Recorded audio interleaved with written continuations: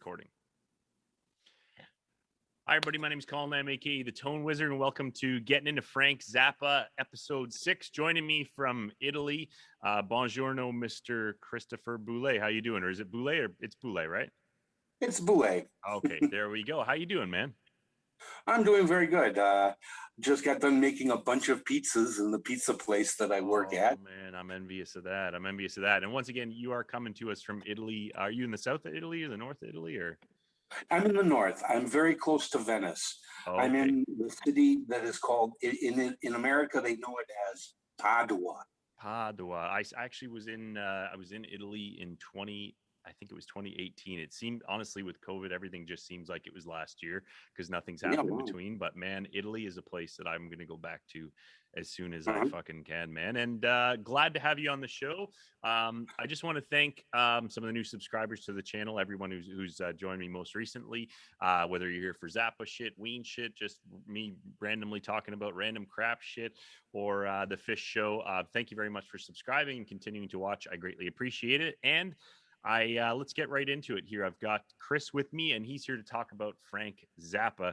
And I think just to get us going, there's a couple of questions that I ask most people who've been on the show. Sure, go for it. We can take it wherever the hell you want to take it. Yeah. And by the way, if you're watching this later on, if you got any comments or questions pertaining to anything that was said here, if you want to correct us, which Frank Zappa fans are very prone to do, I've noticed. I've said before, Ween fans will make fun of you. Fish fans will show you anything that you want to see, and Zappa fans will correct everything you say. So I'm looking forward to some of those in the comments. But let's get things going here, man. How old were you when you got into Zappa, and how did you come across Frank Zappa? Okay, well, it's a multi-layered answer. Yeah. That one. I will explain first of all that I'm 60 years old. Okay. But more than that, I had a brother. He's gone now. He passed. I had a brother that was 10 years older than me.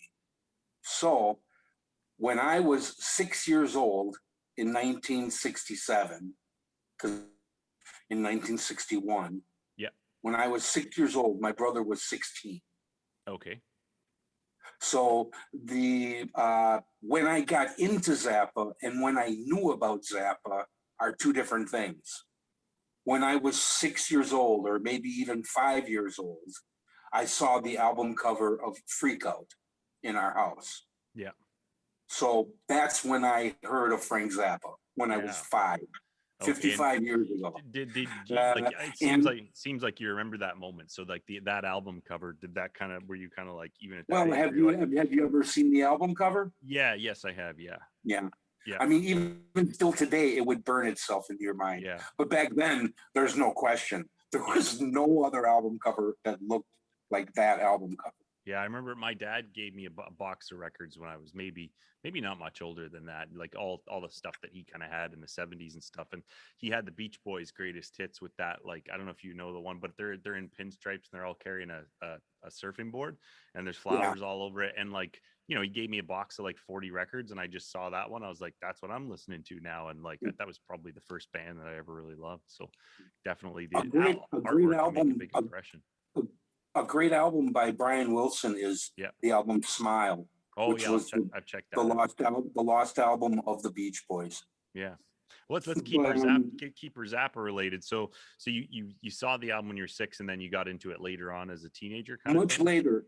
Yeah. Well, I also heard some songs on my brother's stereo and occasionally on the radio. Yeah. But it wasn't because I was listening for that song or I knew what I was hearing, and it wasn't pop radio. It was the album playing radio stations that would play strange tracks.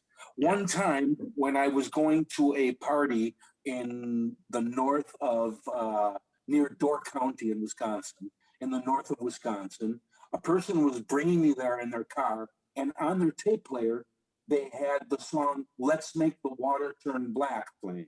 Yeah. And I recognized it from my childhood. I'm like, my God, I know that song from when I was a little kid. What is it? Who is that? And the guy said, this is Frank Zappa. And it's like, okay, Frank Zappa. Lord, I remember this from when I was a little kid. Yeah. So, and that was from the album We're Only for the Money. But these are both not the moments that I got into Frank Zappa. Yeah. When I got into Frank Zappa was when a friend of mine named Bill Delmer gave me an album called Apostrophe, and he lent it to me, and I kept it for like about a month and started listening to it very, very closely. And that was the first album that started me interested in Frank Zappa. Then I started buying a few of his albums on my own, and another friend lent me another one, and I stole 2 albums from my brother. Yeah. So eventually I had about 12 Frank Zappa albums in my collection, but I still wasn't a Frank Zappa fan. I just had 12 albums by him because he had so many albums, 12 albums is like a minimum. Yeah. So, I wasn't really a fan. And then I bought Uncle Meat, the album Uncle Meat, and boom. At that point, it changed. It changed from just having Zappa albums into my collection to, okay, now I have to find all the Frank Zappa albums. Yeah, I mean, correct me if I'm wrong, but I think there's only 2 kinds of people. There's people who are extremely into Frank Zappa, or people who might be indifferent or don't care. I mean, I a lot of the fans that I've talked to, it's not like a casual enjoyment of Frank Zappa. So what is it about Zappa that I mean, obviously you mentioned that record, but what do you think it is about Zappa that pulls people into the depths that it does? And it's the same thing with Ween, same thing with Fish and bands like that. What do you think really gets people in there? I think a lot of it has to do with what I'll call the fourth wall discussion. Yeah. Most rock stars take the approach, and rock music take the approach of, look at how amazing what we do is. You will never be as amazing as us. Yeah. Here we are on the stage. There you are in the audience. And there is a wall between us. Yeah. And that's the fourth wall. The Brechtian theater fourth wall. And Frank breaks that fourth wall constantly. Yeah. He breaks it to the point where he says things that no other artist would come out and say. Yeah.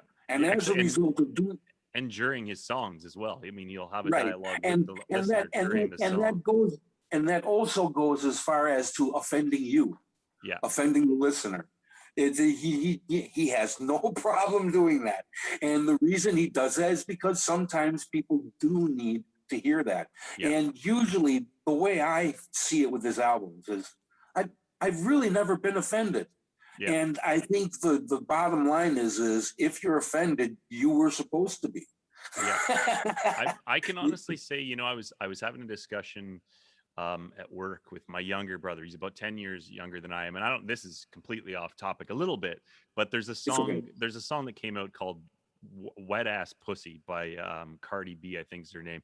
I mean, everybody's heard about this. And my brother was, he's 10 years younger than I am. I'm 37, he's 27. He's at the Cobain death age right now, actually, but he's talking about this Wet Ass Pussy song, and he's talking about it like it's garbage and it's disgusting and all this sort of stuff. And I'm like, man, if I'm 37 years old and I'm not offended by this, like what were you taking offense? And just to that end, I think I've never been offended by music, and I would wonder, like, if you think Frank made a conscious choice to offend people, to evoke a kind of reaction, or was he just being playful a lot of the times? Or he was being playful. Yeah. He was being playful, but he was being playful sometimes at other people's expense. Yeah. Because he made fun of anything, including himself. And I guess he figured, if I'm willing to make fun of myself, if I'm willing to laugh at myself, if I can make fun of my own stupidity, you should be able to laugh at it when I make fun of your stupidity. Yeah. And that's the classic comedian's trick.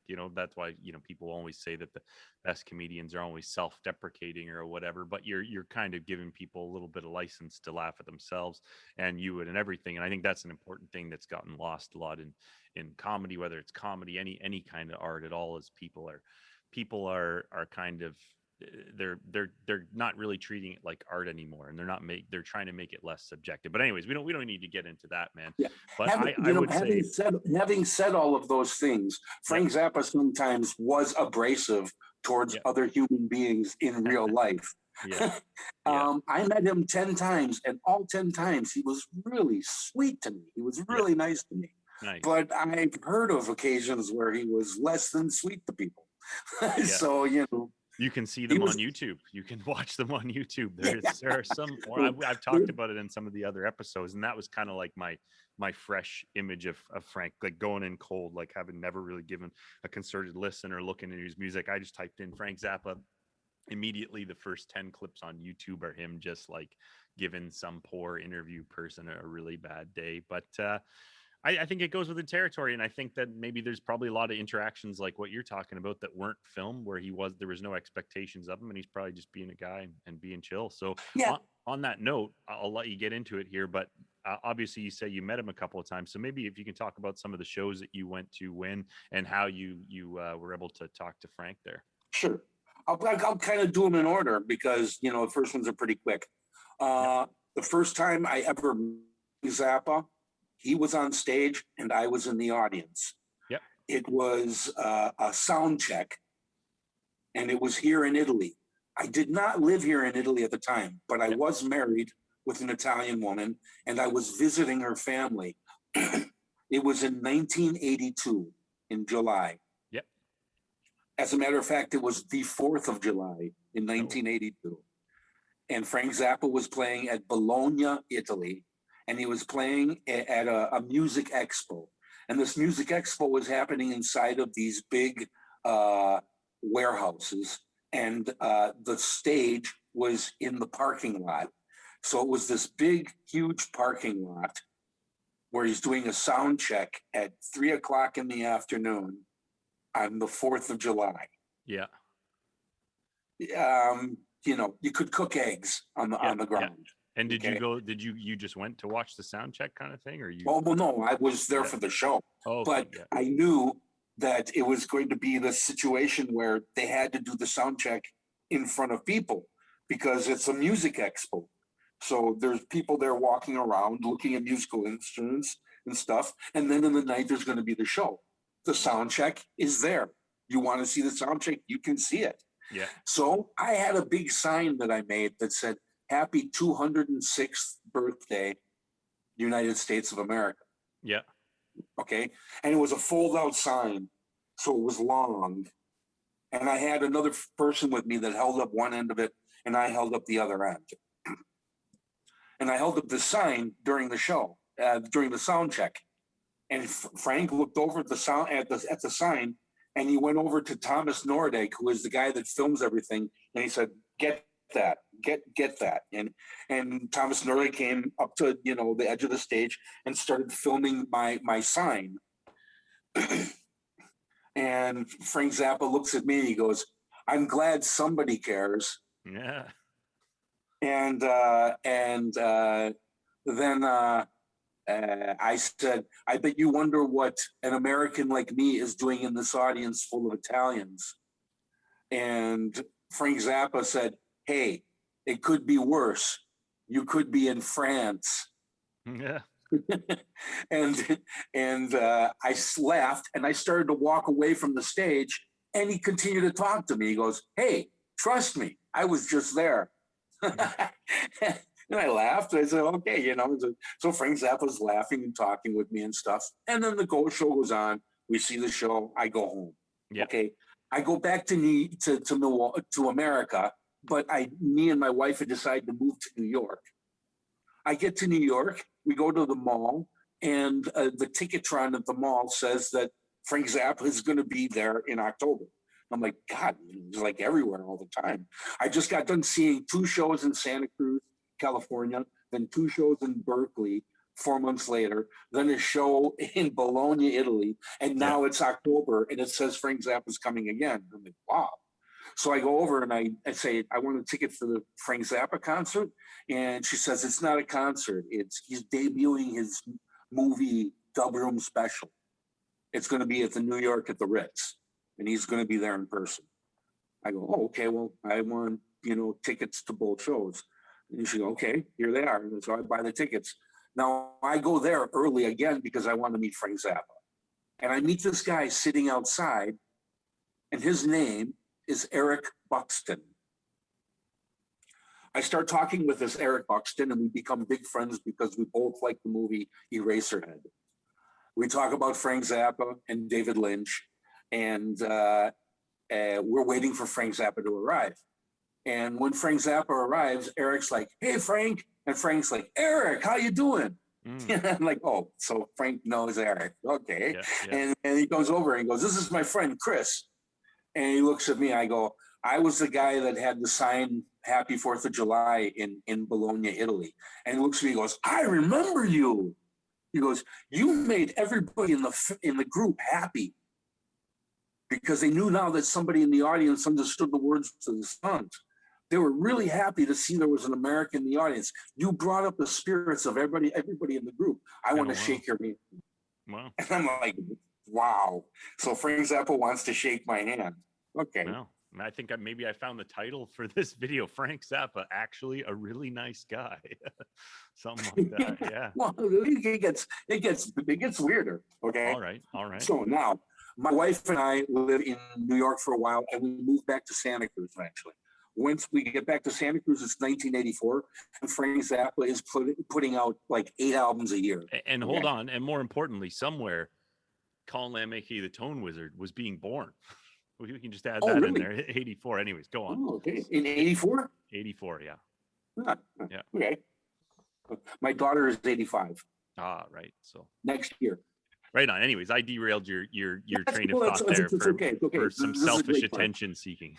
No. So I hear that Frank Zappa is, he's going to be going on tour. I'm like, wow, great. And then it says, but first, before going on tour, he's going to be premiering orchestral music in Berkeley, California. I'm like, wow, really cool. With 50 larger than life-size puppets. I'm like, what? And I'm like, it's a ballet. There's 50 larger than life-size puppets and some music of Frank Zappa. I'm like, wow. Okay. So I bought tickets to that, first row. I'm in front row center for that. And then it comes online that Frank Zappa is going to be at the premiere of Dupre's Paradise in San Francisco next week. And I'm like, wow. So I get a ticket to that also. So like Frank Zappa in concert, Frank Zappa with it's just 8 albums and Frank Zappa everywhere in California. It's like a bombardment of Frank Zappa in my life at this point. Just out of curiosity, what was the name of that thing that he did with the puppets there? I kind of want to look into a Zappa Affair. A Zappa Affair. Yeah, maybe I can look up some of that. I sent you some photo. I sent you the photos that I took. Oh, and by the way, I might just do a little bit of editing and I'll post some of the photos on. So maybe if you have any more or whatever, just I can put them in. I'm getting to the explanation of those photos in just a second. Right. Okay, but first there was this debut of Dupre's Paradise. So I go to this. And I'm like, wow. I know the song Dupre's Paradise, but I've never heard the classical version. Yep. So I see the classical version. It's really good. They do it 2 times. After the second time, like I take the piece of paper that you use to become a member of this theater in San Francisco, and I take it out the door with me, and I go to the backstage because I'm thinking, if I'm going to find Frank Zappa anywhere, it's going to be in backstage here. Okay. I go to the backstage and the backstage door is wide open. I walk in the door and Frank Zappa is right in front of me smoking a cigarette. Yeah. Talking to one person. And that one person leaves. And then I'm there alone with Frank Zappa. And he looks at me and he puts his hand out. And I think he's putting his hand out to shake my hand again. And then he remembers me and he goes, "Excuse me." And he pushes me away. And then he walks to the other side of me, stands against the wall, and looks back at me like this. Oh, he kind of go, well, you must have been thinking, oh, he's just going to peace out or whatever. And then it's like, and I'm like, I thought he was leaving. And then, he turned around. He's like, okay, now I'm settled where I want to be. Got my cigarette.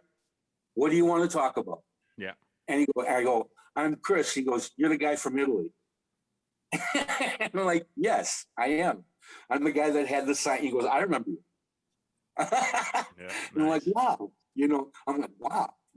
I said, so, I got tickets to your Zappa affair, and I tried to convince other people to come with me to this thing, and nobody would go. I can't understand. Nobody wanted to see this thing. and it's going to be incredible. I know it's going to be amazing.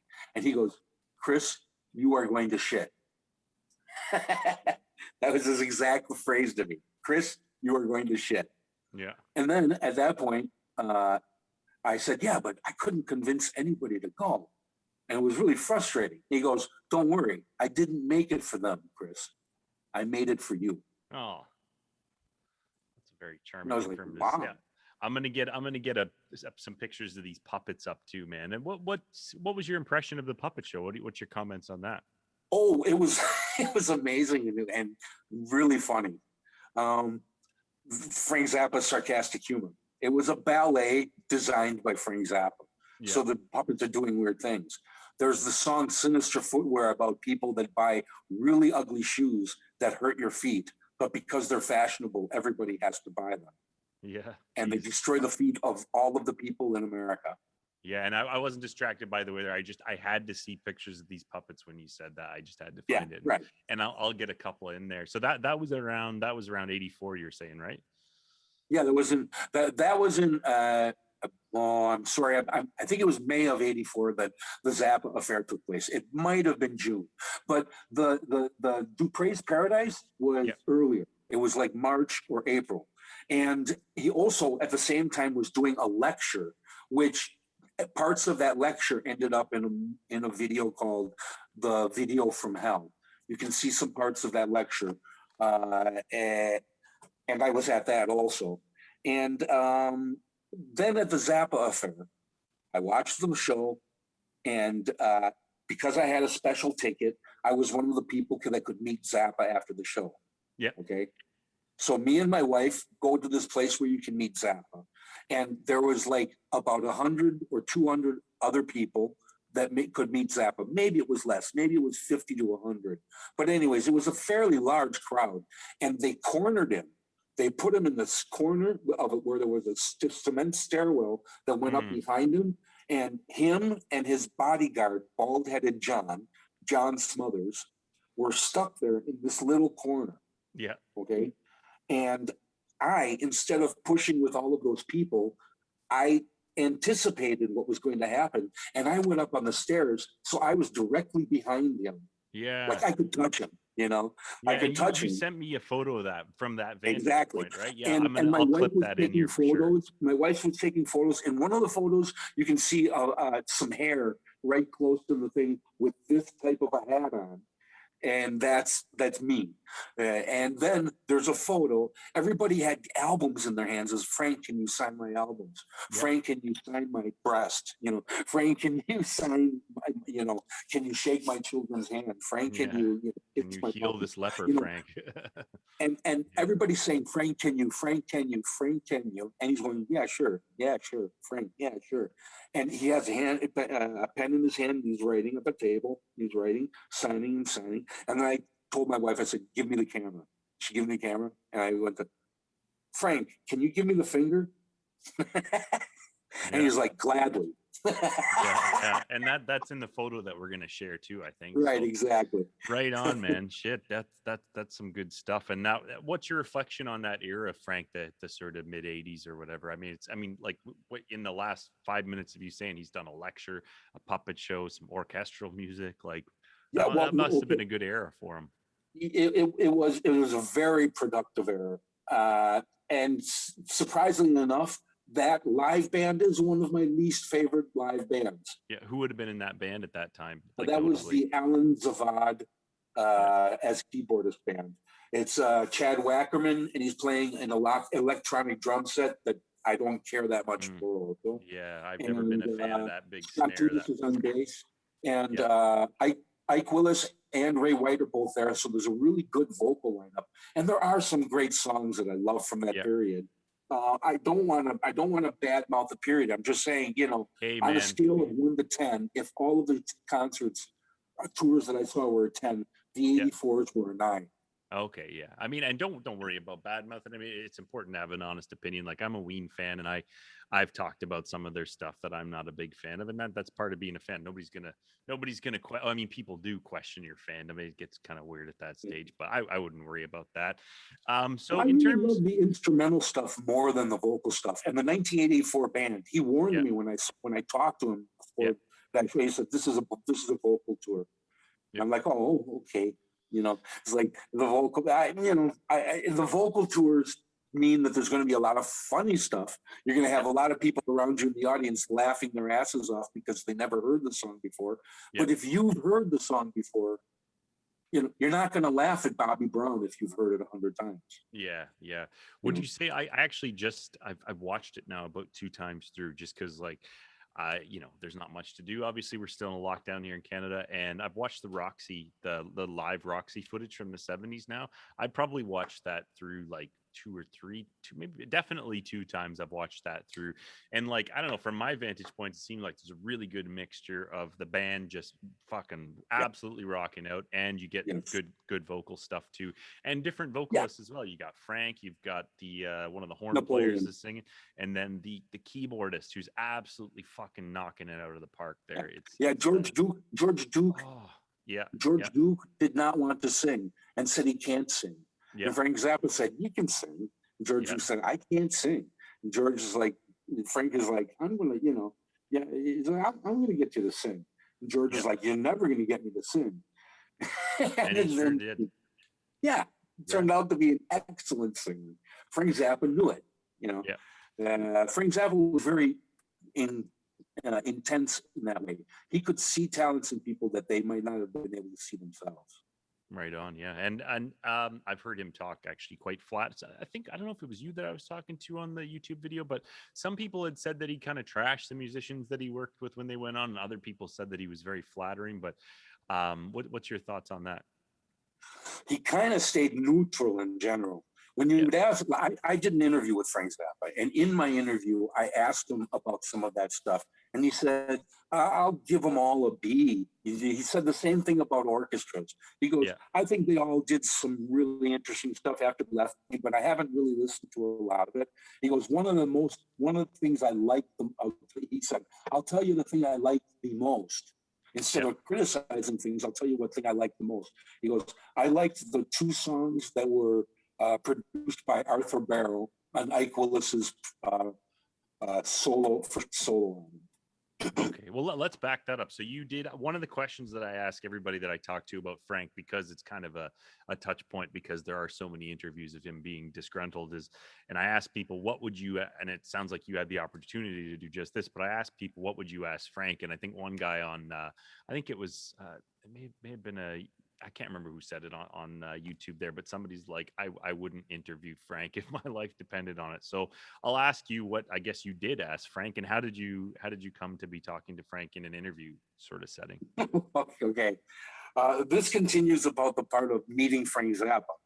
Yeah, Another time that Frank Zappa was doing an on radio interview with somebody, they had call ins, and I was working as a DJ in an independent uh, MSOE, is the Milwaukee School of Engineering. yeah, They have a MSE radio station, and I was working there with a friend of mine, Brad Cole.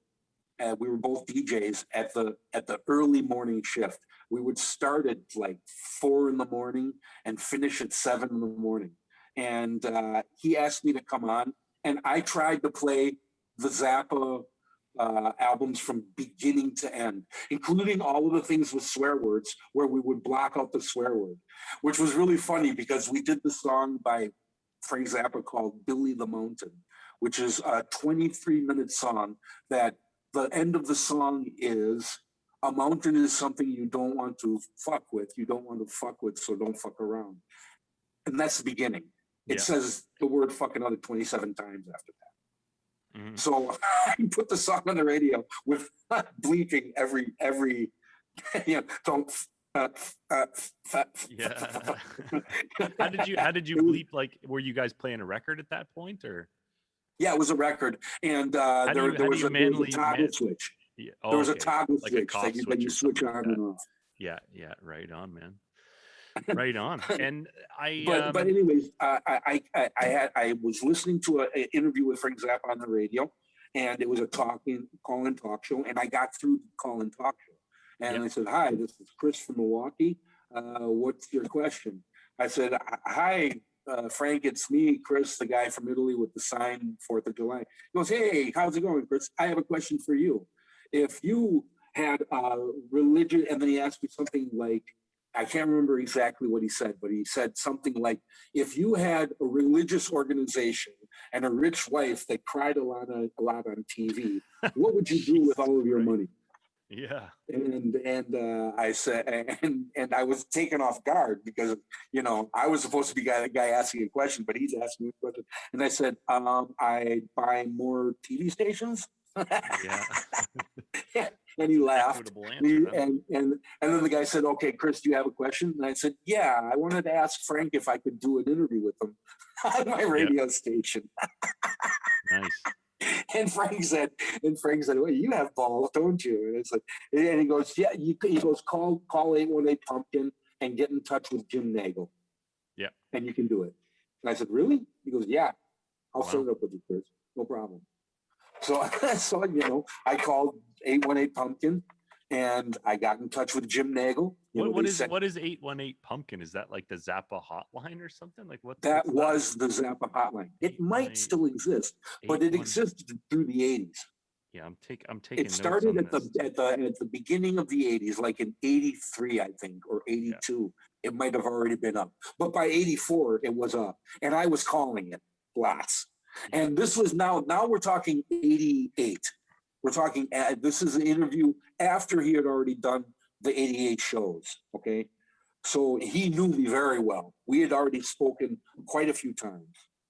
And we're still to speak again after this, which is the best one. And not only that, but the last time we talked together is a time that you can actually find on YouTube. Oh, okay. Well, I'm looking forward to that. But you don't see my face. I just checked. I don't know. I just checked in on this just because I'm sure if anybody else is like me. I don't know if you can still do it. If you can still call that number. There is like a Facebook link, but I don't know if it goes to Frank anymore. They gave you the dates. It gave you the dates of Zappa releases and Zappa tours and when he was going to be on TV. And it kept updated quite a bit. And for quite a while, the person who answered the phone was Gail Zappa. You know what? I'm going to call 818 Pumpkin. I'm going to do that and see what happens. Anyways, I'll do that on my own time. Jerry Fialka there. Yeah. So anyways, I asked him if I could do the interview. He says yes. I say to WMSC, I've got an interview with Frank Zappa. Yeah. And they said, "How long?" He said, he didn't tell me how long. He said I could have an interview with him. And they said, "We'll give you an hour." I said, "Okay." If he wants to talk for more, he said, "You have to cut it down." I said, "Well, what do you mean cut it down? I wanted to do it live." And they're like, "Oh, no. You cannot do an interview with Frank Zappa live on the radio here." Yeah. I'm like, if you want to do the interview with Zappa, you have to record it. Yeah. So I had and they told me this like 2 days before I do the interview. So I have to find somebody that has a recording system that I can attach to the telephone. And I found a guy that did it. I happened to be a huge Zappa fan. So we did it at his house, and he actually videotaped me doing the interview. Yeah. And the interview sounded like shit. His voice was too low, and my voice was really high. Yeah. Very loud, and his voice very quiet. But I did the best work that I could trying to fix it with a Tascam tape recorder back in the 80s. Yeah. Or end of the 80s. It was 1989.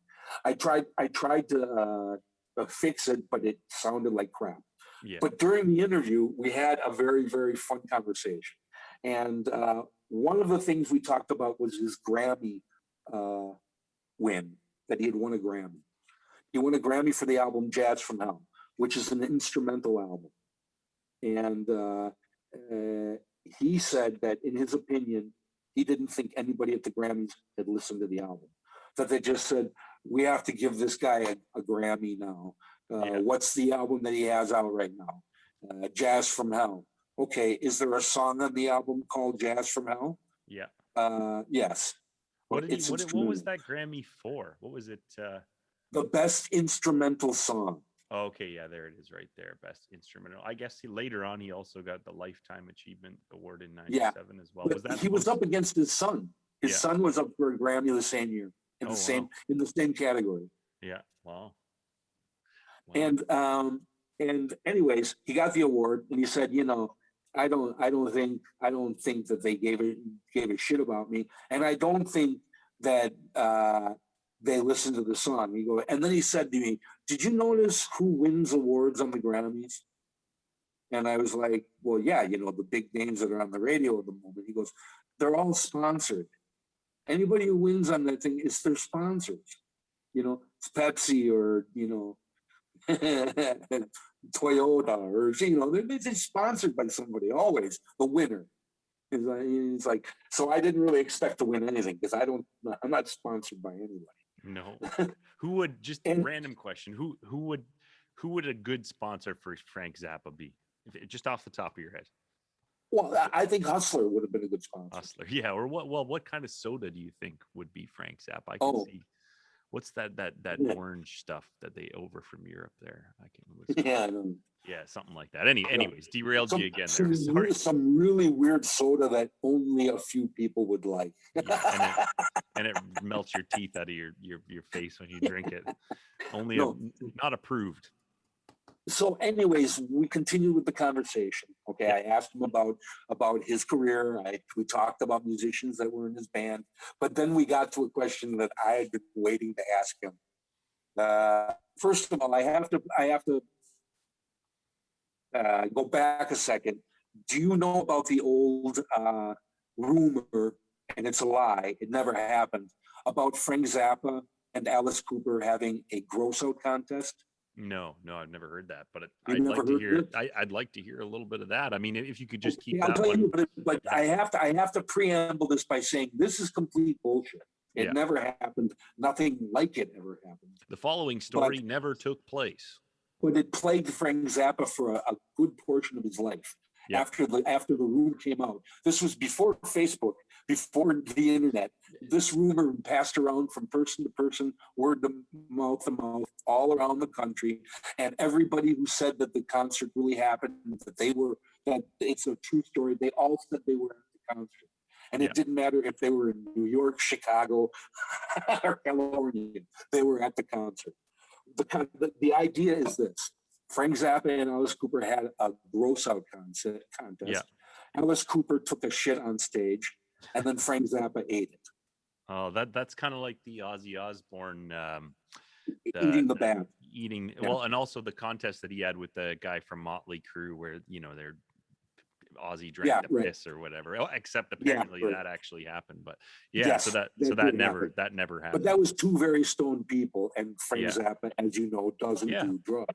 Yeah, and a brief topic on that, like yourself, were you ever like, I mean, you don't have to divulge anything you don't want to, but were you ever sort of into the drug culture thing or partying? I was heavily into the drug culture when I got into Frank Zappa, and he made fun of my culture constantly. Yeah. And I found humor in what he was saying, and also most of the times understood that he was basically right about most. It kind of makes you wonder what other artists could have achieved if they had not indulged so heavily, like maybe.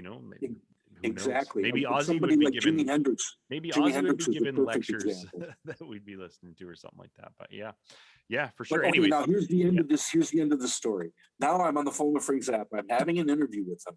Yeah. Okay. In Milwaukee, exactly 2 weeks before I'm talking to Frank Zappa on the phone.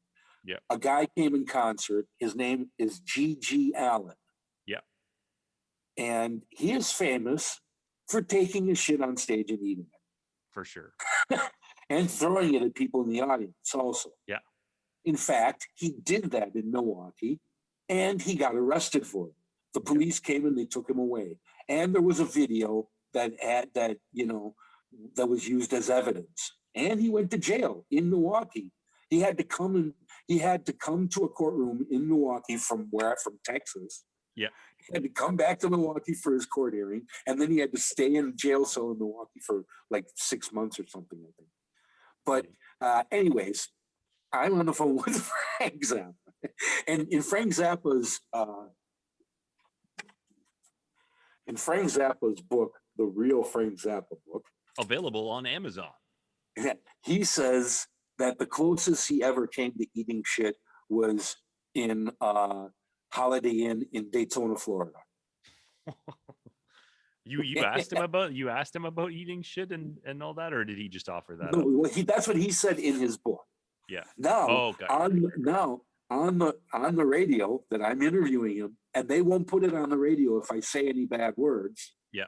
I'm saying, Frank, have you ever heard of a musician? Have you ever heard of a rock group called GG Allin and the Texas Nazis? Silence on the other end of the phone. And then after a moment of silence, Frank Zappa says, no. Yeah, I have no idea what you're talking about. And then I said, well, GG Allin came here to Milwaukee a couple of weeks ago, and he went up on stage, and he did on stage what people have been saying for years that you did, but that you didn't do. I know you didn't do it, but I can't say it because I'm on the radio. And he goes, are you trying to tell me that this guy took a dump on stage and made it? And then I started laughing, and I said, well, you got away with it. You took a dump. Yeah, I guess I could say that on the radio. Yes. I guess if you're going to be a musician, you can either go the Zappa route, you can be a virtuoso, you can learn all the jazz progressions, you can master instruments, you can conduct a symphony, or you can take a shit on stage and eat it, and you'll be talked about on YouTube for years. I think exactly. I'm glad years after you're dead, because they're both dead. I missed the trick. I think somewhere when I was a young musician, I missed the trick. I failed to eat my own shit on stage, and I failed to learn jazz Here's how the conversation went with Frank about GG Allin. So like, you mean to tell me this guy took a dump and then ate it on stage? Yeah. And I went, yeah, he got arrested. And Frank goes, yeah, I bet the cops were wearing rubber gloves. Yeah. And then he says, I bet they were afraid he was going to give him a little peck on the cheek. Oh. And then Frank Zappa says, you see, folks, it was GG Allin that did it, not me. Nice. He got his alibi now. He got his alibi out there. So then we continue to talk. We're going on with the conversation and everything. And at the very end of the show, we've already said goodbye. He keeps on talking. We stayed on the phone for like an hour and a half. And he says right at the end, Chris, can I just say one last thing? And I'm like, yeah, sure. What do you want to say, Frank? He goes, well, I just hope that next year at the Grammys that there's a performance by GG Allin. Yeah, that would be something else. I don't think he's won a Grammy, oddly enough. I don't think he's got that Grammy yet for turd procurement. No. But now that I've talked about GG Allin, you might want to go down that rabbit hole on the YouTube. But I warn you, Colin, you might not. I think I might take your word for it. But Chris, let me just say that Zoom, I believe, has a recording cutoff that's somewhere around 40 minutes. I don't know how close that to we are, but I might just say that if we can just finish on a few points here, and also I don't like the videos to go too long for the sake of YouTube and all that. But man, that's really great stuff. But I just want to kind of ask you sort of two questions. Like, what's your advice for somebody like me or like I was several weeks ago when I never gotten into Zappa? What's your advice in terms of maybe albums to listen to? And then what's your favorite era of Zappa and favorite album? Okay, well, I'd say that the most accessible era of Zappa starts right around where you are on the Roxy and elsewhere stuff. Yeah, and I actually just started listening finishes around Joe's Garage. Yeah, and that's your personal favorite sort of era? Well, my personal favorites would probably be, I'd say the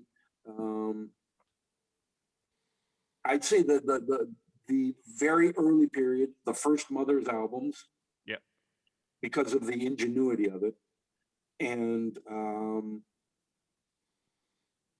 then the period from right after Flo and Eddie, the jazz albums, Grand Wazoo and Waka Jawaka, up until Shake Your Booty. I think that's about my favorite period of Frank Zappa. There was one last thing I wanted to tell you about, though. Sure. The FNN thing. On Financial News Network, Frank Zappa did a special, and I called in 2 nights. The first night I called in and I was Chris, and he talked to me on the phone as Chris. That you can't find on YouTube. But the second night I called in and they accidentally said my name was Cliff. Yeah. So he goes, and now we're going to talk to Cliff from Wisconsin. And I said, no, Frank, it's me, Chris from Wisconsin again. And he laughs. He goes, how did you get in there? Yeah. And I said, I don't know. And then as I'm answering, he goes, you're a sneaky guy. Yeah. And I can find that on YouTube. And you can find Frank Zappa. Yeah. You know what? I'm gonna put that. How would I find that? Frank Zappa, FNN, yeah, and part two. Yeah. Okay, sure. I'll put that in the next episode. I'll have a watch to that. But hey, man, Chris, thank you very much for joining me on the show today. And it was a pleasure. Thank you very much for watching. And like I say, if anybody out there, if you have anything to add or any questions about what you've heard in this episodes or any corrections or anything like that, please let me know in the comments. And I look forward to doing another video. Chris, thanks again, man. One last thing. Can I make a request? Can you add something? Can you add a reaction video to this of you reacting to a song from Bongo Fury? Okay, sure. What's the song? I want you to react to the song Advance Romance. Advance Romance? You got it, man. That'll be on there. That'll be on from the next Bongo episode Fury. Of Getting Into Frank Zappa. Thanks again, Chris. I'm going to stop recording this, but I'm not going to hang up on you here. And thank you very much for watching. Take very good care of yourselves.